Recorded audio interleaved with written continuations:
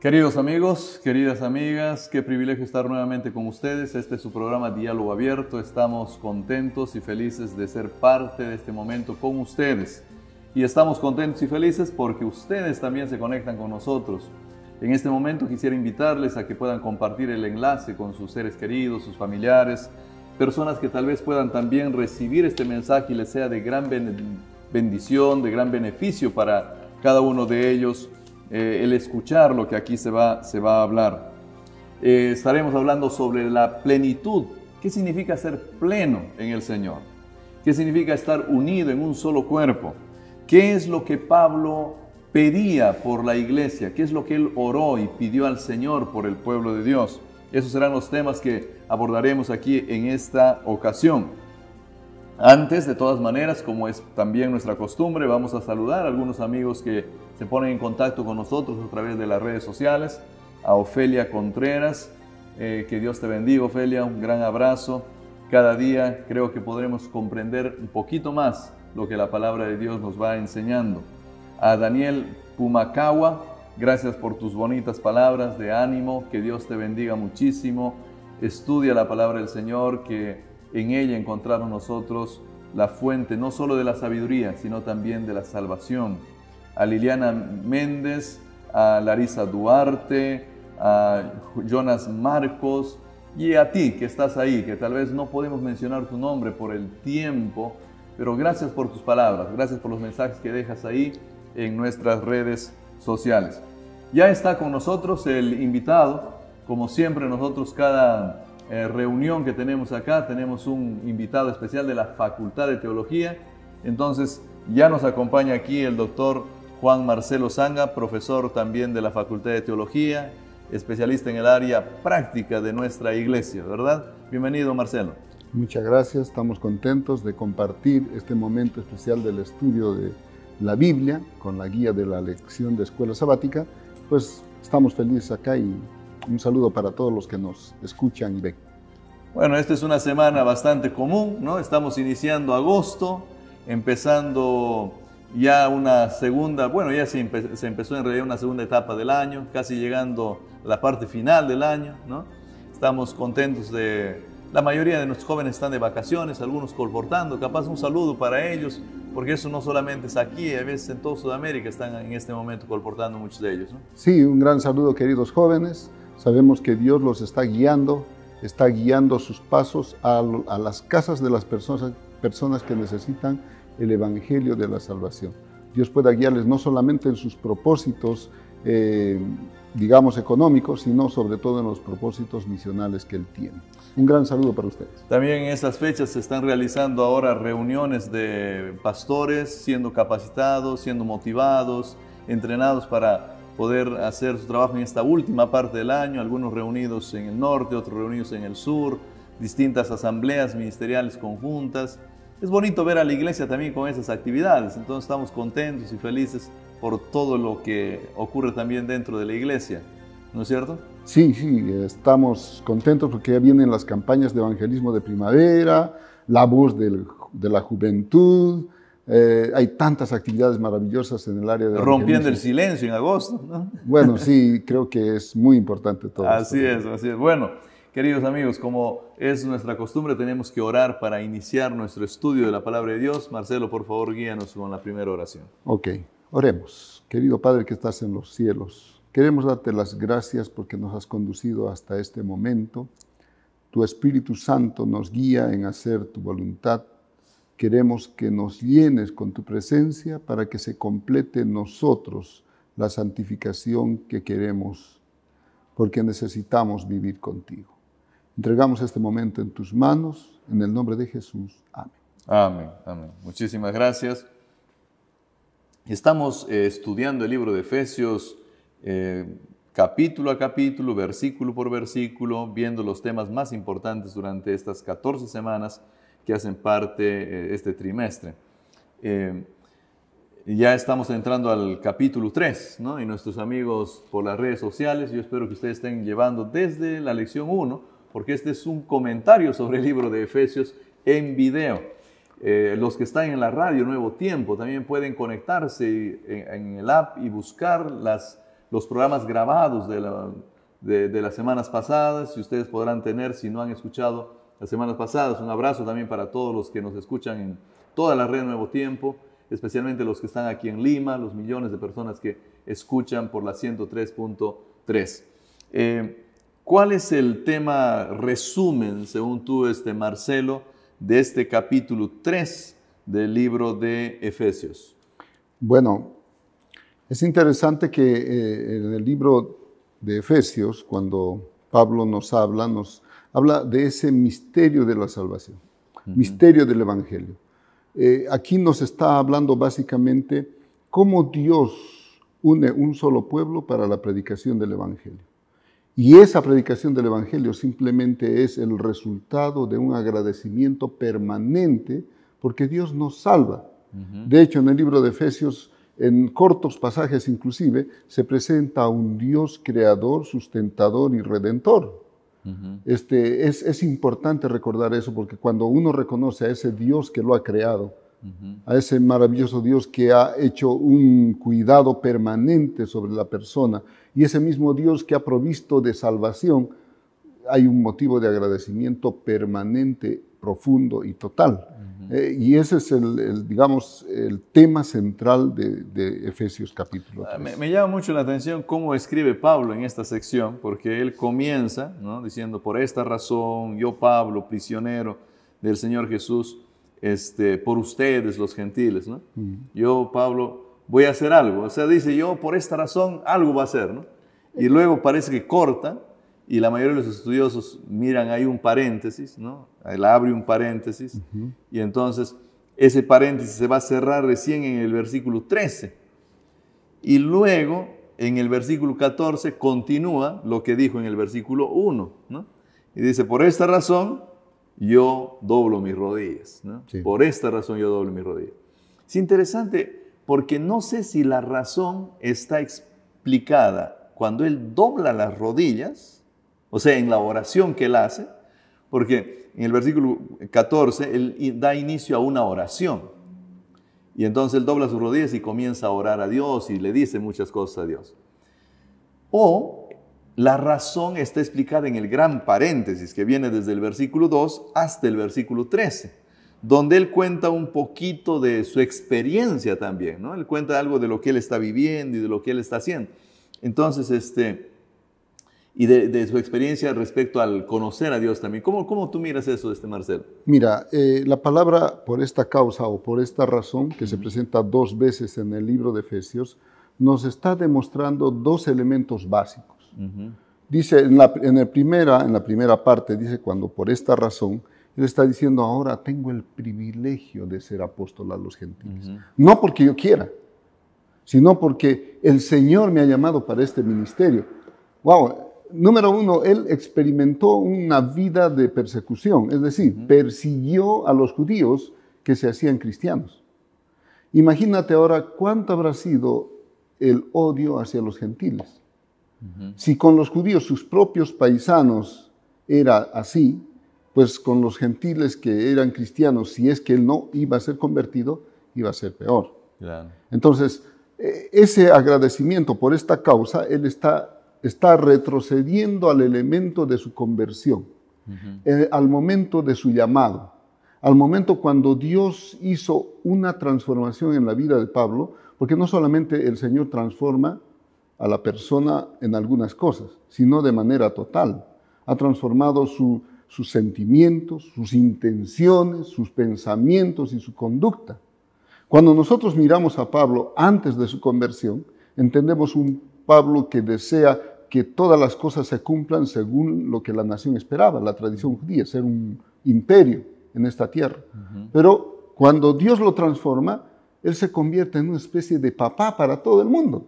A todos le quiere llevar este evangelio que él ha conocido. Entonces, esa causa del llamado hace que él esté muy agradecido porque ahora él es apóstol de Jesucristo.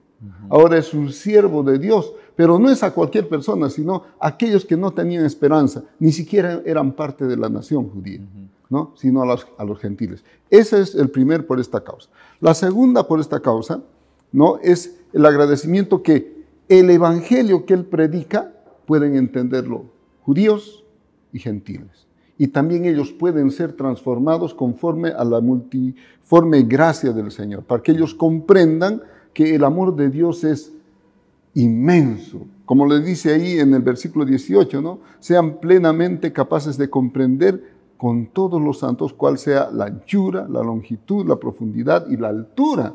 ¿De qué cosa? Y ahí dice de conocer el amor de Cristo. Entonces, ese agradecimiento por dos razones. Dios lo llama para ser apóstol.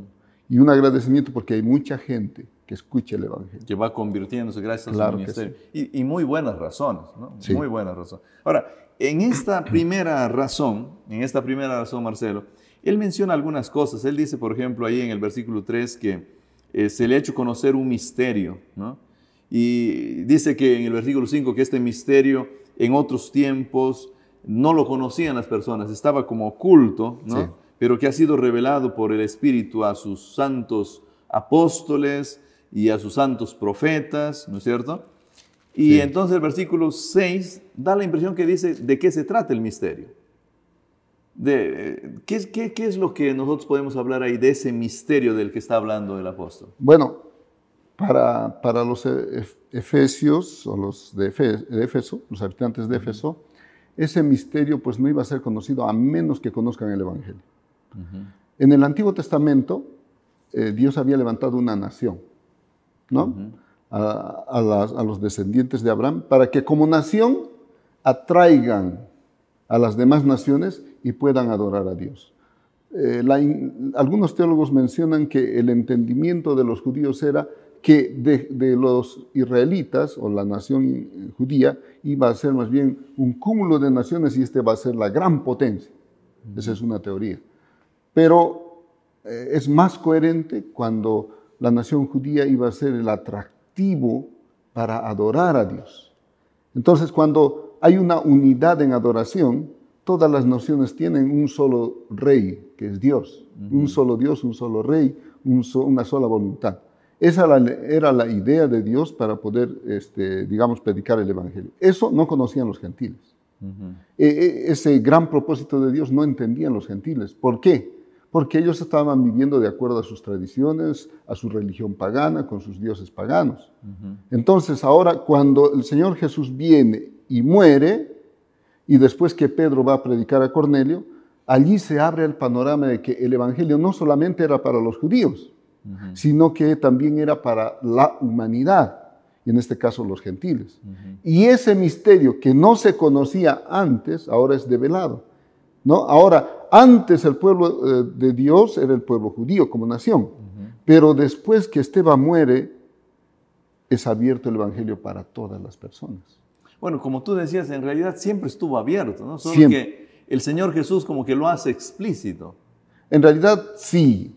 Podríamos decir que Jesucristo permite que su evangelio, que debía ser conocido a través de la vida de la nación judía, el evangelio es conocido ahora a través de los apóstoles, a través de las personas que empiezan a testificar, que empieza a haber cambios en la vida de ellos. Interesantemente, en este verso que nosotros miramos, ya eso que es aparentemente misterioso, ya lo explica en el capítulo 1.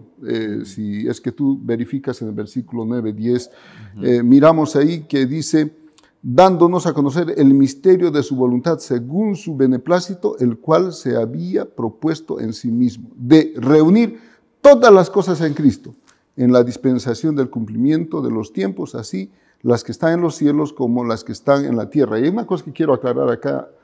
No solamente tenía que ser develado este misterio a los gentiles, sino a los habitantes celestiales.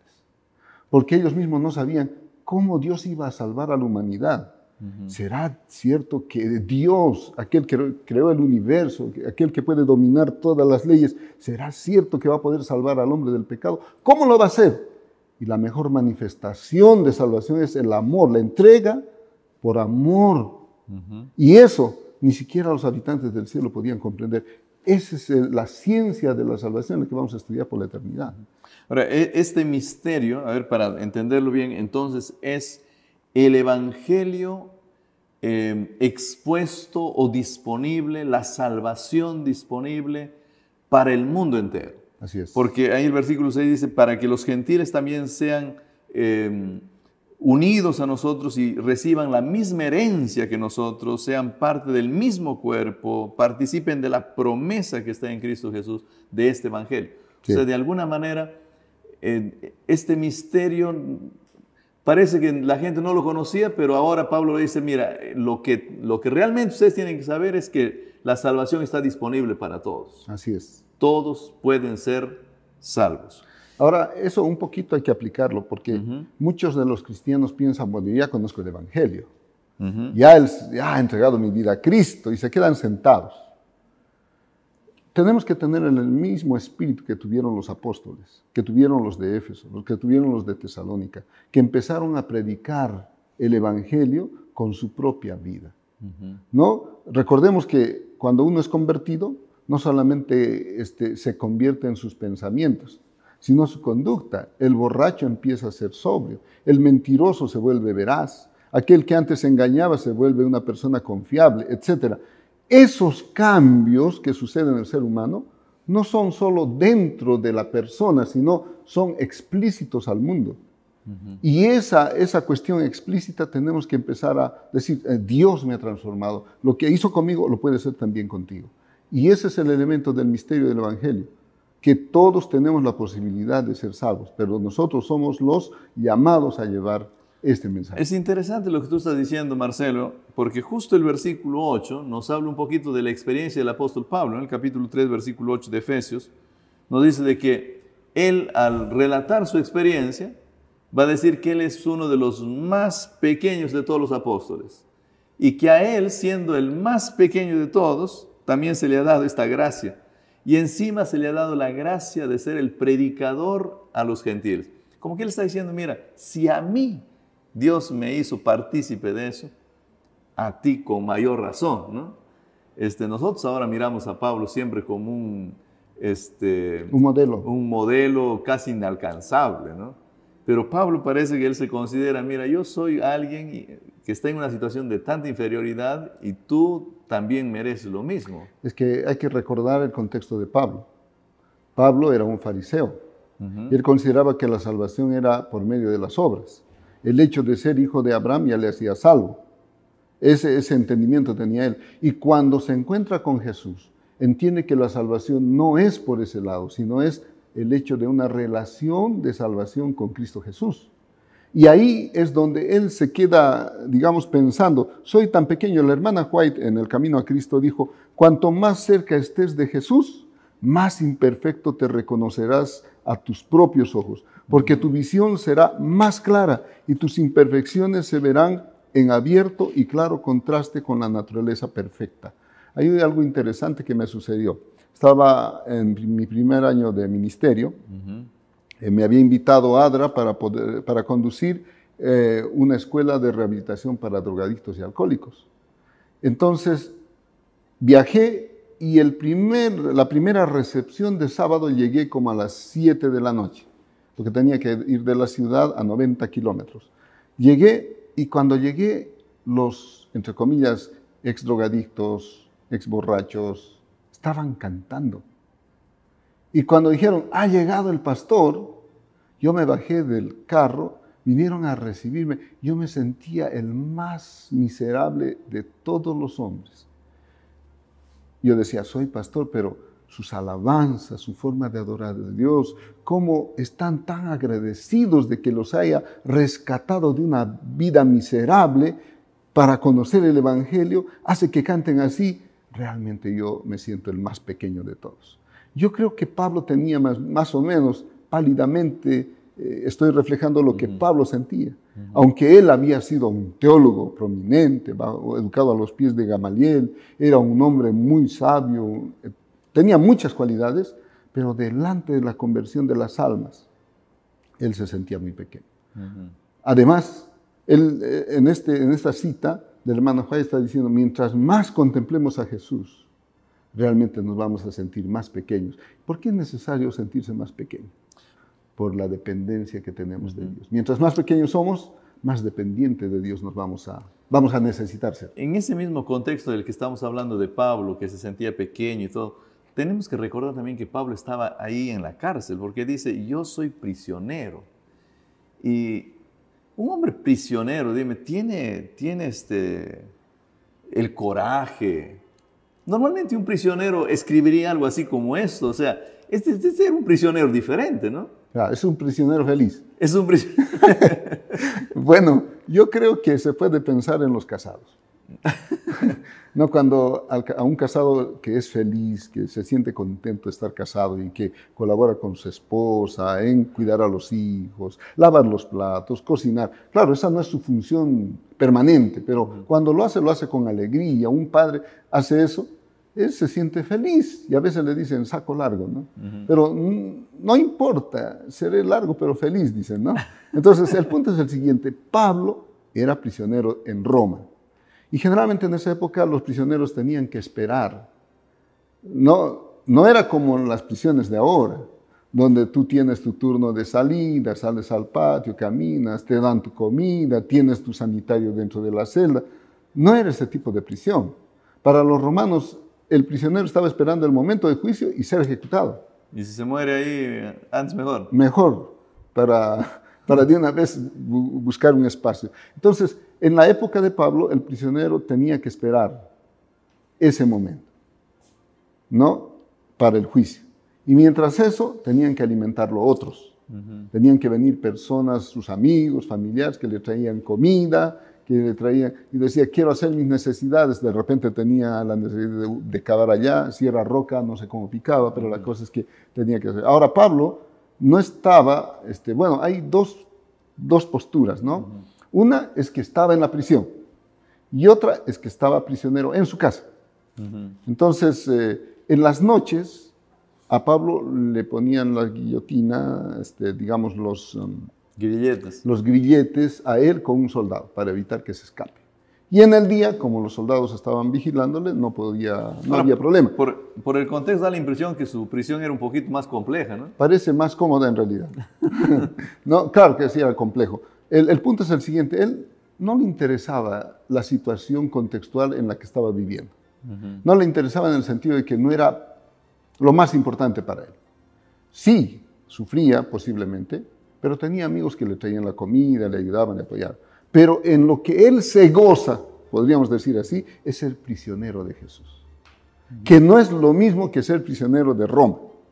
Prisionero de Roma tiene todas esas limitaciones. Prisionero de Jesús es que tú te gozas en la predicación del Evangelio. Yo me pongo a pensar, ¿no? ¿Qué hacía Pablo mientras estaban allá los soldados? Estaba alabando a Dios, estaba cantando, estaba orando. Y le predicaba a los soldados, seguramente. Exactamente. ¿Cuántos de esos soldados, cuando venga el Señor Jesús, dirán, Pablo predicó? O simplemente no dijo nada, yo escuché su canción y eso hizo un gran cambio en mi vida. O sea, va a existir esas situaciones que nosotros desconocemos ahora, pero el Señor nos va a mostrar en el cielo cómo ha sido todo eso. Bueno, gracias. Vamos a continuar con esta conversación, Marcelo. Queridos amigos, estamos todavía a la mitad de nuestro programa, así que te invitamos a que tú puedas continuar con nosotros.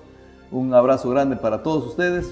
Volvemos en un momento. Espero yo que estés disfrutando de los estudios de este trimestre.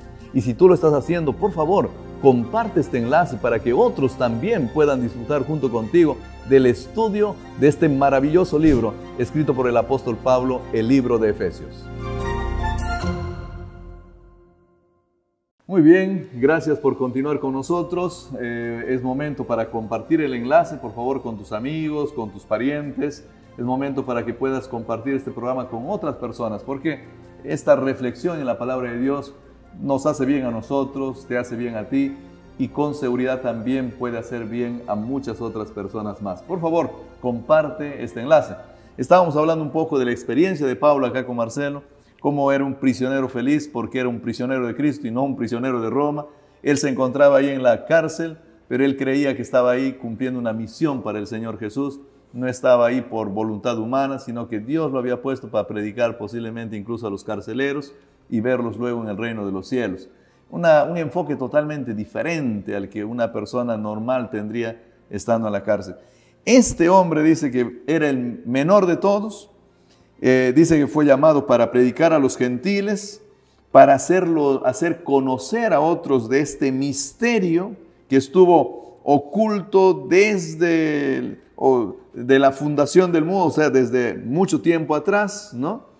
Y que ahora se hace manifiesto, dice, de diversas maneras, a través de la sabiduría de Dios, el versículo 10. Capaz puedes leer el versículo 10, Marcelo, y luego vamos explicando un poquito de qué habla ese versículo. Bueno, dice, para que la multiforme sabiduría de Dios sea ahora dada a conocer por medio de la iglesia a los principados y potestades en los lugares celestiales. Bueno, multiforme sabiduría de Dios. Comencemos por eso. ¿De qué se trata eso? Bueno, es en realidad muchas formas de entender lo que Dios nos quiere enseñar. ¿Cómo aprendemos? El Evangelio está abierto para toda criatura. Cuando uno nace, el hombre puede tratar de entender varias cosas. Nosotros tenemos hijos y nuestros hijos pequeños, cuando queremos hacerle entender alguna cosa, tratamos de usar todas las maneras posibles para que entienda algo.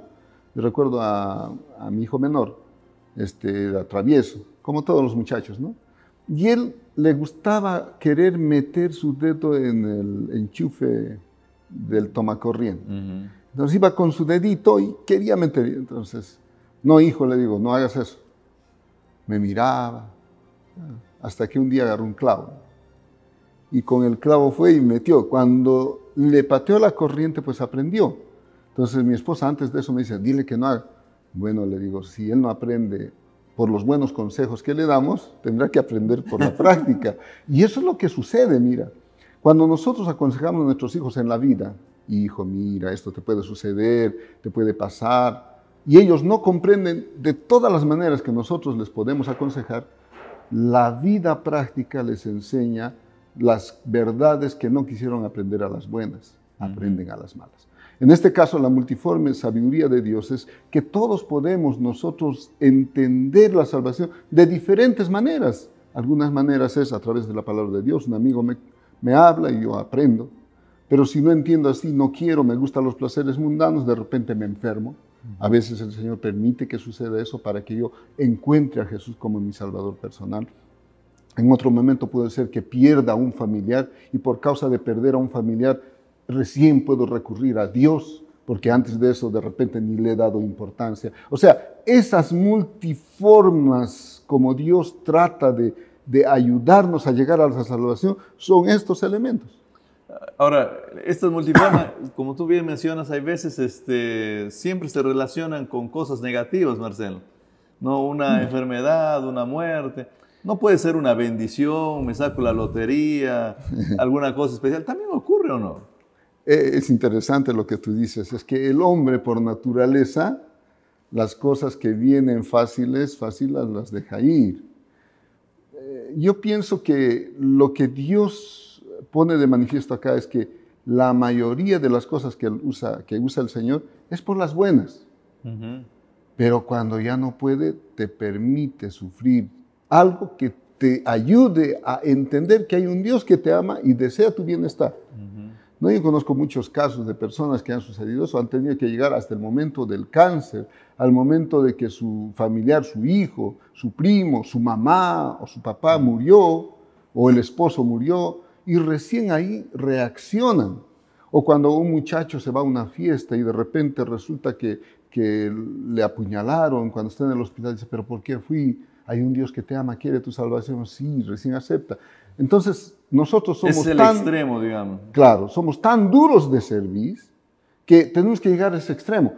No digo que todos los seres humanos llegamos a ese extremo, porque la palabra de Dios revela que hay muchas personas que escuchan el Evangelio y al primer momento aceptan. Y disfrutan de bendiciones. Exactamente.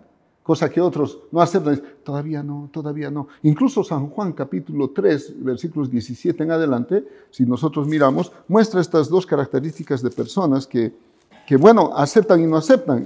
Y lastimosamente, pues el Señor que los quiere salvar no los puede obligar. Dice el 17 en adelante, porque no envió Dios a su Hijo al mundo para condenar al mundo, sino para que el mundo sea salvo por él. El que cree en él no es condenado, pero el que no cree ya ha sido condenado. Y la razón dice, porque no ha creído en el Hijo, en el nombre del unigénito Hijo de Dios. Y esta es la condenación, vuelvo a recalcar, que la luz vino al mundo y los hombres amaron más las tinieblas que la luz porque sus obras eran malas. ¿Por qué no aceptan a Jesús? Porque no aman a Jesús. ¿Qué aman? Las cosas pecaminosas, sus deseos carnales. Eso les impide acercarse a Dios. Por eso es que cuando a mí me dicen, pastor, ¿podría decirles por favor a esta pareja que todavía no se ha casado, dígales que se casen para que se bauticen? Esa no es la motivación correcta.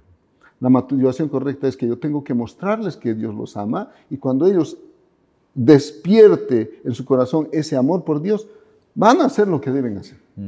Entonces, Pablo tenía en su mente eso.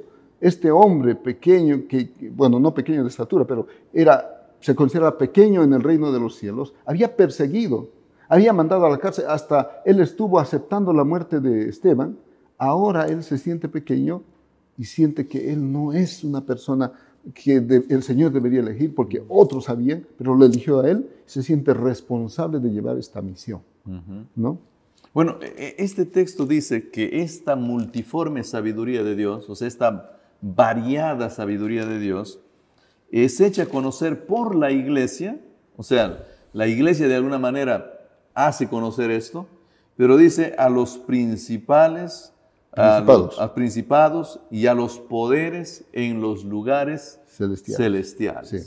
¿Cómo es que esto se funciona? Porque tú nos estás hablando de esta multiforme sabiduría de Dios al tratar de salvar al ser humano, y ahora, ¿cómo nosotros decimos que esta iglesia realmente da a conocer todo esto a esta hueste angelical, por así decirlo? Es interesante que en Efesios 6, 11 y 12, habla también de estos lugares. Dice, vestidos de toda armadura de Dios, Efesios 6, 11 y 12. Sí. ¿No? Y dice que debemos estar firmes ante las acechanzas del diablo, porque no tenemos lucha contra sangre y carne, sino contra principados y potestades. Y en los lugares celestiales. Y en los lugares celestiales. El punto es el siguiente. Nosotros, mientras no estamos entregados a Dios con todo nuestro ser, estamos a expensas del enemigo, que de alguna manera dirige la batalla para que nosotros nos perdamos, que no nos salvemos. El enemigo quiere que el ser humano se pierda por la eternidad, pero Dios quiere salvarnos. Cuando nosotros entendemos la multiforme sabiduría de Dios, cuando entregamos nuestra vida, la iglesia se convierte en un arma que es un arma palpable. Dios transformó a este hombre, pero ese hombre transformado tiene que mantenerse en un tiempo de santificación, en una santificación permanente. Y eso significa lo que dice Efesios 6, entregarme al Señor, vestirme de toda armadura para que las acechanzas del enemigo, de estos principados y potestades, no hagan mella en mi vida. Dime, ¿tú qué opinas respecto al hecho de que la iglesia como tal, o sea, con sus feligreses, ¿no es cierto? La iglesia como tal, aquí parece que Efesios lo presenta como un instrumento que va a ser un testimonio poderoso para el universo y para los seres angélicos, incluso para estos seres maléficos, o sea, para Satanás y Lucifer. Es como que Dios dice, mira, yo levanto mi iglesia, lo unifico, la vuelvo especial, porque esta iglesia a mí me sirve para poder callar la boca al diablo, en pocas palabras. Así ¿no? es. ¿Es esa la función de la iglesia? O sea, ¿es eso más o menos lo que está diciendo Pablo? ¿Cómo tú miras eso? Bueno, la función de la iglesia, si tú miras en el libro de Efesios, también que está ahí en capítulo 4, versículo 30, 4:13, dice, hasta que todos lleguemos a la unidad de la fe y del conocimiento del Hijo de Dios, a un varón perfecto a la medida, a la estatura de la plenitud de Cristo.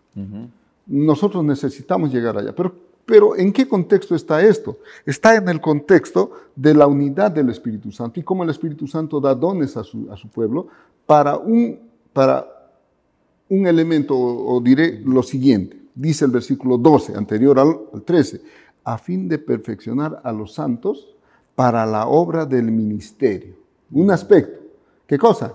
Obra del ministerio. ¿Cuál es el ministerio? Hemos sido llamados por Dios para el ministerio de la reconciliación.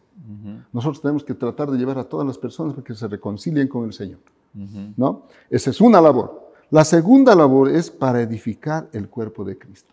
Dos labores necesitamos nosotros entender. Y podríamos añadir la tercera labor de la que estamos ahorita hablando, de que al final se convierte en testimonio y predicador también de la hueste angélica, les dice de alguna manera en su experiencia cuán grande es el poder de Dios al transformar sus vidas. Sí, para responder eso tal vez podemos hacer una pregunta. ¿Por qué el Señor no mandó a los ángeles a predicar? Podía mandarlos, pero no lo hizo. Porque ellos no tienen la experiencia del pecado. Nosotros somos pecadores y también experimentamos la salvación y la transformación que Dios hace en nosotros. Entonces tenemos la experiencia plena de hablar a cualquier persona que también es pecadora de que Dios está dispuesto a salvarlo. Ahora, eso no tienen los ángeles.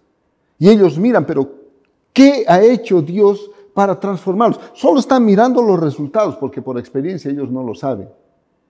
Entonces, bien has dicho, somos nosotros un instrumento de Dios para testificar no solo delante de aquellos que todavía no conocen al Señor, sino también de las huestes angelicales en donde ellos se encuentren. Sean estos buenos para que alaben a Dios y sean estos malos para que sean atormentados y digan realmente Dios es justo. Bueno, este es un tema muy profundo, ¿no? Es un tema muy, muy grande. También hay veces debatible, ¿no? Sí. También hay veces muy debatible porque hay muchos que creen que la iglesia o el Hijo de Dios nada tiene que ver con vamos a decir, vamos a llamarlo así, vindicar o de alguna forma demostrar delante de las huestes angélicas quién es Dios y cuál es su capacidad, qué es su poder, qué es lo que Él es capaz de hacer, ¿no? Sí. Tal vez allí podríamos decir lo siguiente, ¿no? El nombre del Señor tiene que ser vindicado. Porque cuando Satanás puso en tela de juicio el juicio de Dios, el amor de Dios, estaba mancillando el nombre del Señor, ¿no? Y estaba yendo sobre la ley de Dios, que es la expresión de su carácter. La lección nos dice que el Evangelio y la ley de Dios son la expresión del carácter de Dios, ¿no? El Evangelio y la ley de Dios son su expresión. Ahora, cuando Satanás pone en tela de juicio el carácter de Dios, es decir, sus leyes, el Señor viene a la tierra con su Hijo Jesús y el ministerio de Cristo permite demostrar a Satanás que el hombre sí puede cumplir con lo que Dios requiere. Y eso hace que reivindique el nombre del Señor. Ahora, los santos ángeles en el cielo, los buenos, digamos así, y los demonios se dan cuenta que es verdad. Solo que los demonios ya están perdidos. Entonces, lo único que tienen que hacer es tratar de que mayor cantidad de seres humanos se pierdan. Ese es su ministerio ahora. Hacer que la mayoría de la gente se divierta, pase, piense que no hay salvación, no crean en Dios, el evolucionismo, etcétera, etcétera. Todo lo posible. La multiforme, no sabiduría, estratagemas de Satanás es mostrarle al hombre cosas que su carne pecaminosa deseen para que no acepte al Señor. Pero por el otro lado, la multiforme sabiduría de Dios está tratando de ayudarle a recobrar aquella imagen y semejanza con la cual fue creado el ser humano. Bueno, ahí está el tema de la iglesia y el trabajo grande que hace, ¿no? Porque produce la reconciliación de otras personas con Dios, pero incluso sirve como un testimonio poderoso para las huestes angélicas. A partir del versículo 14 para adelante, ya para ir cerrando, porque el tiempo siempre pasa volando, Marcelo, se nos habla de esta oración de Pablo. Pablo ora aquí, va a ser la segunda vez, ¿no?, en la que él va a orar. Por lo menos en este libro de Efesios, él nos escribe, nos transcribe una segunda oración de él. Seguramente oraba mucho, pero él por alguna razón dejó escrito esto por inspiración de Dios también. Y como tú decías al principio, acá hay cosas muy bonitas, ¿no? Que nos hablan sobre el amor de Dios, nos hablan sobre cuán grande es el amor de Dios. ¿Qué nos puedes comentar sobre eso? Bueno, en primer lugar, cuando nosotros miramos estos pasajes de Efesios, podríamos pensar en algunos elementos que son indispensables. Hay algunas ideas que estos textos nos están brindando. Tal vez podría pensar en lo siguiente. Número uno, ahí cuando nosotros miramos Efesios, y también podemos coincidir con Romanos 11:33, nos está mostrando que nosotros deberíamos entender que el Señor deseaba que entendamos la sabiduría y la ciencia de la salvación. ¿No? Si miramos esto. En una segunda idea que podemos rescatar, que la lección también nos muestra, es que el Señor es el iniciador de toda la vida en el universo y también el misterio de la salvación. Él es el que nos crea, nos sustenta y nos redime. Pero nosotros lo podemos decir en estas palabras simples, pero que por la eternidad la vamos a estudiar. ¿Por qué el Señor, siendo Dios, pudo haber destruido todo y volver a crear al ser humano conforme Él quería, y así nadie se iba a recordar de esto? ¿Por qué tuvo que venir a morir esta tierra? Por amor al pecador, para que éste sea devuelto a su misma presencia y semejanza. Entonces tenemos ese tema. Otro tema que nosotros tenemos que ver es que se va a dar gloria por la eternidad. Y nosotros podemos ver allí en Romanos 11:36, Filipenses 4:20, 2 Pedro 3:18, Judas 1:45. ¿No? Hay una transversal. Todo lo que sucede en esta tierra es para dar gloria a Dios. ¿No? Entonces hay un propósito. El otro es que el Señor nos protege y nos santifica. Si nosotros miramos ahí en Judas 1:24, nos llama la atención esa idea, que Dios está dispuesto a darnos todo y Él nos protege y nos santifica para su gloria. El versículo 17 dice que todo lo que tú estás mencionando y el hecho de que el Espíritu Santo trabaje, el hecho de que Dios haya creado, porque el versículo 15 nos habla de eso, todas las familias del universo entero tienen nombre en el Señor Jesús. Pero el versículo 17 dice que para que Cristo pueda habitar o pueda vivir en sus corazones a través de la fe. ¿Qué es lo que realmente ocurre o qué significa esto de que el Señor Jesús habite en el corazón? Bueno, es la presencia del Espíritu Santo en la vida del hombre, ¿no? Básicamente, porque ya hemos leído en Efesios 4:13, ¿no? Donde nos dice a nosotros que hasta que todos lleguemos a la unidad, ¿no? De la fe y del conocimiento del Hijo de Dios, a un varón perfecto, a la medida estatura. Pero ¿quién nos hace llegar a eso? Él es el Espíritu Santo. Si tú y yo miramos en Gálatas, por ejemplo, Gálatas capítulo 5, entendemos que allí hay una división entre los hijos que son, digamos, guiados por el Espíritu Santo y los hijos que son guiados por los deseos de la carne. Pero dice, versículo 22 al 24, hasta el 25. Capítulo 5 de Gálatas, versículo 22 al 25.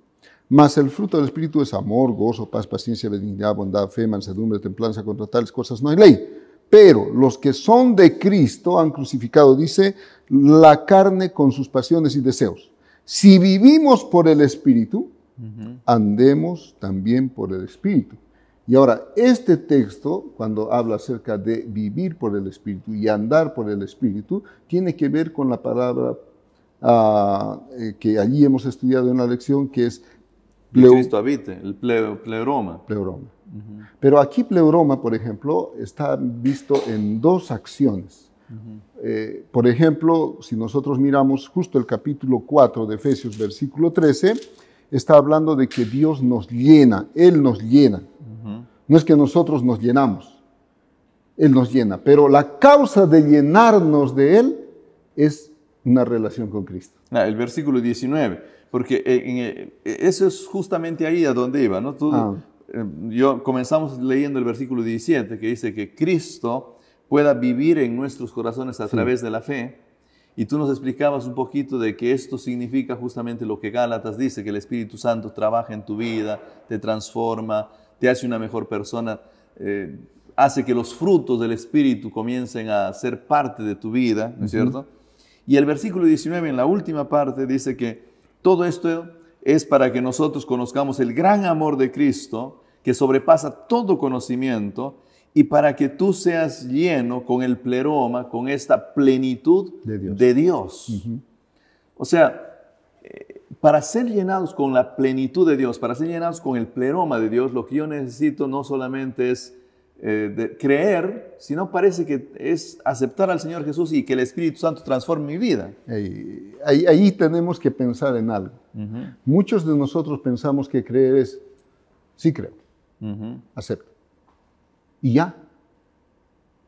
Cuando creer es activo. Tu creer tiene que ser una creencia activa. Es decir, yo creo, pero para que mi fe crezca, tengo que tener una relación con aquel que digo creer, que creo. Es decir, si yo creo en Cristo Jesús, tengo que relacionarme con Él. No puedo decir creo.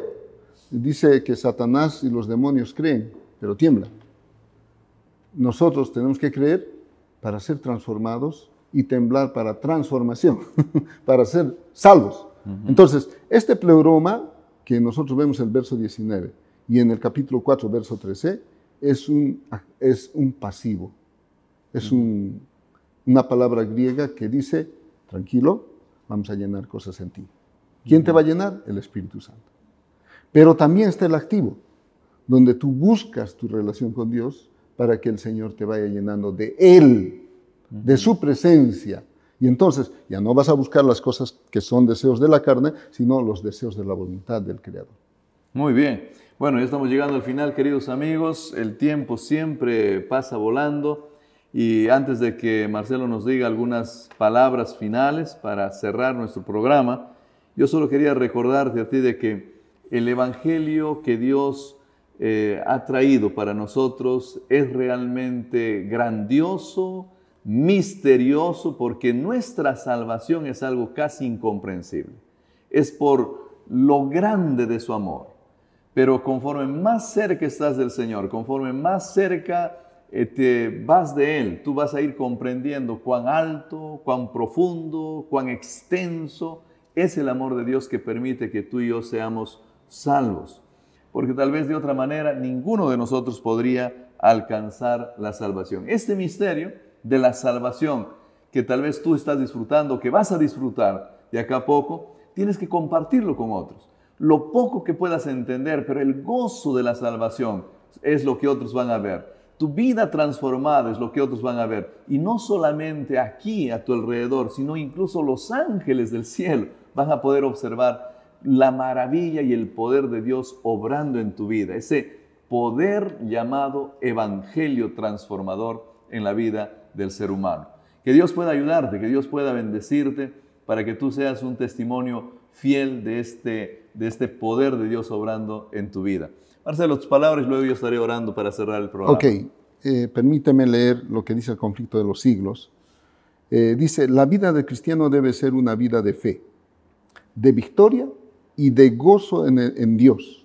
Todo aquel que es engendrado de Dios vence al mundo, y esta victoria, ¿no?, es la que vence al mundo, a saber, nuestra fe. Con razón declaró Nehemías, el siervo de Dios, el gozo de Jehová es vuestra fortaleza. Y Pablo dijo, gozaos en el Señor siempre. Otra vez os digo que os gocéis. Estad siempre gozosos, orad sin cesar, dad gracias en todo, porque esta es la voluntad de Dios para con vosotros en Cristo Jesús. Y este pequeño párrafo que dice así, tales son los frutos de la conversión y de la santificación, según la Biblia, y es porque el mundo cristiano mira con tanta indiferencia los grandes principios de justicia expuestos en la palabra de Dios, por lo que se ven tan raramente estos frutos. Nos está llamando la atención. Esta es la razón por la que se ve tan poco de esa obra profunda y duradera del Espíritu de Dios que caracterizaba el reavivamiento de los tiempos pasados. Estamos en el tiempo de la iglesia de la Odisea, tibios, y pocos cristianos realmente están viviendo el cristianismo.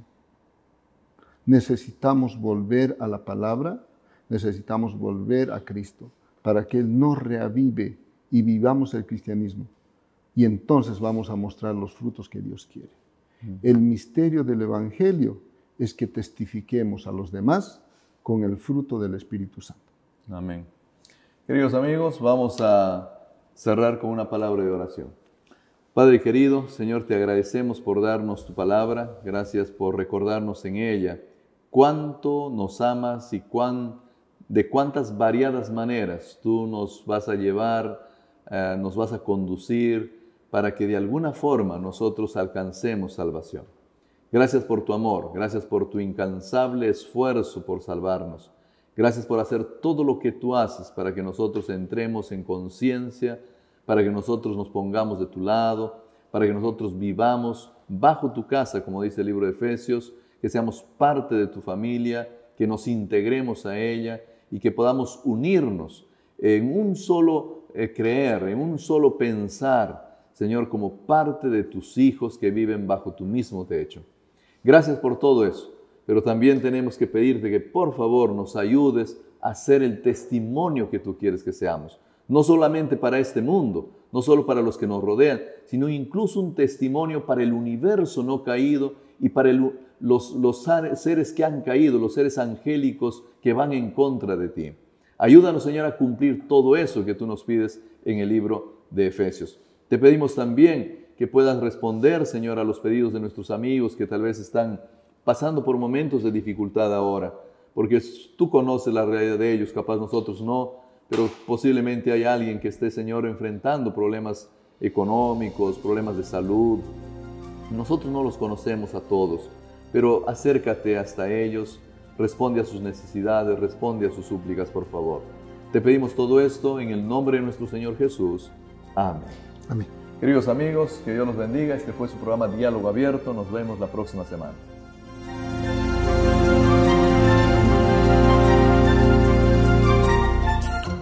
Efesios, una carta impresionante. Espero que estés disfrutando. No sé si tienes todavía algunas preguntas o interrogantes, pero Efesios es como subir a la cima de la montaña para ver desde allí todo lo que el Evangelio puede hacer en tu vida. Miras al Señor Jesús, miras la parte tuya, miras el Espíritu Santo, cómo trabaja, miras a Dios el Padre, qué es lo que está haciendo, por qué la iglesia existe, para qué existe, cuál es tu función dentro de la iglesia. Espero yo que estés disfrutando de los estudios de este trimestre. Y si tú lo estás haciendo, por favor, comparte este enlace para que otros también puedan disfrutar junto contigo del estudio de este maravilloso libro escrito por el apóstol Pablo, el libro de Efesios.